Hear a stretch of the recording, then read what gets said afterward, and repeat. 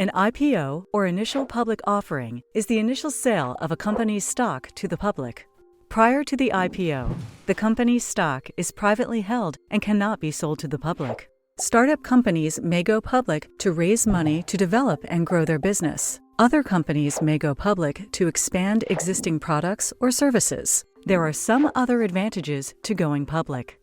Companies can raise capital without increasing debt and allow existing shareholders to profit from company growth by liquidating their shares. But on the flip side, public companies have increased reporting requirements and additional marketing, accounting, and legal costs. So how exactly does a company go public?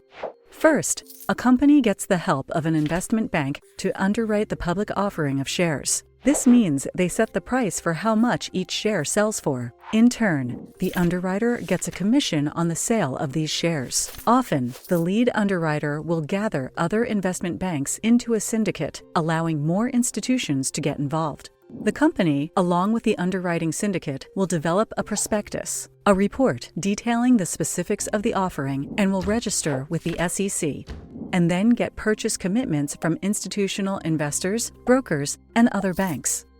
These groups then make the shares available, generally to high-value customers, typically in exchange for holding the stock for a period of time. This placement of shares is the initial public offering. Once the IPO is complete, shares start trading on a stock exchange. It's here that the stock price is determined by market forces, not the underwriters or company. Often, there is a great deal of excitement driving buying and selling. Investors interested in participating in the initial placement should check with their broker for share availability. But for the average retail investor, buying shares at the offering price before the stock starts trading is difficult. Most will have to wait until it trades on the stock exchange. It's important to realize that the risk of an IPO varies based on the company going public. Some companies have a long history of earnings growth prior to going public, while others might be going public to generate money to pay their bills. There are also risks common to most IPOs, including the lack of previous trading history, limited company information, and initial price volatility. And the risk of loss is substantial.